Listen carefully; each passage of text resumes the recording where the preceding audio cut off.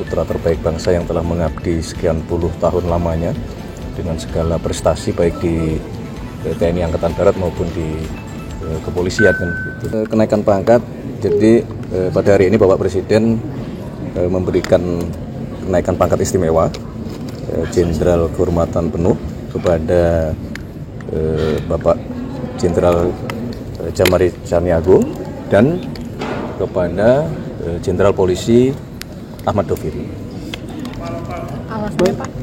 Alasannya Mas? Bener kenaikan pangkat? Ya tentunya kan ada banyak pertimbangan ya, banyak penilaian. Beliau berdua adalah figur-figur putra terbaik bangsa yang telah mengabdi sekian puluh tahun lamanya dengan segala prestasi baik di TNI Angkatan Darat maupun di kepolisian kan gitu. Nah, penilaian itu kalau Bapak Presiden dari banyak sumber ya, termasuk dari institusi yang bersangkutan, kemudian juga dari atasan, beliau kan juga mengenal atasan-atasan dari beliau berdua, kemudian dari bawahan, banyak penilaiannya, dan kemudian Bapak Presiden merasa kemudian mengambil keputusan untuk memberikan penghormatan baik kepada individu maupun tentunya akan mewakili institusi. Mas kan Mas Angga ada komisaris Mas, apakah itu juga akan diminta dicopot Mas? Gimana? Jabatan komisarisnya Mas Angga? Jabatan beliau di komisaris. Nah, nanti akan kita lihat sejauh mana secara tentu pertama masalah peraturan ya, itu yang pertama. Yang kedua, sebagaimana juga sudah pernah kami sampaikan bahwa saudara-saudara kita yang menjabat di komisaris itu bagian dari penugasan sesuai dengan tugas dan fungsinya. Contoh misalnya Menkom Digi diberi tugas menjadi komisaris utama di Telkom kan gitu. Nah sekarang dengan beliau diminta menjadi kepala badan komunikasi pemerintah, nanti akan kita lihat, kita evaluasi. Pertama dari sisi peraturan perundang-undangannya, yang kedua dari sisi fungsinya. Kalau dalam rangka menjalankan fungsi, contoh misalnya saat ini beliau masih juga menjadi Wamenkom Digi, itu bagian dari menjalankan kedua fungsi ini supaya lebih maksimal. Mas soal Kementerian BUMN ini Mas gimana nih Mas? Mas kalau PCO dan ini kan Kementerian BUMN kepala badan ada perubahan nomenklatur itu pertimbangannya apa? Nah ini berarti akan ada Kepres baru atau gimana Mas?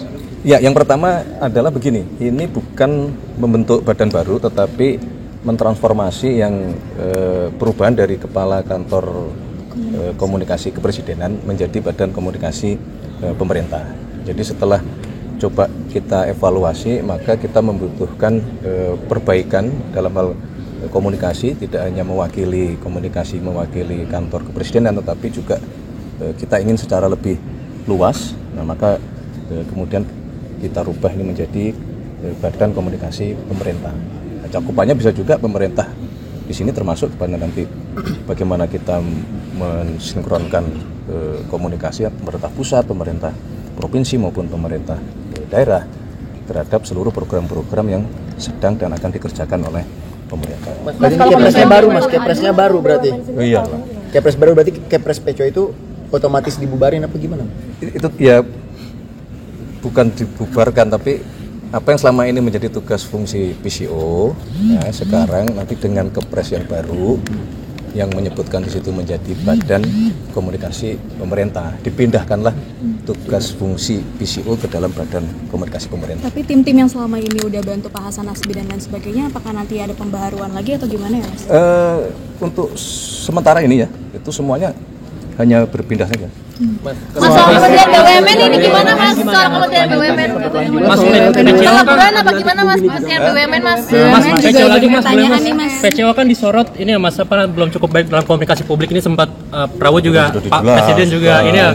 Mas Kementerian BUMN Mas? Mas Kementerian BUMN Di komunikasi publik itu Mas.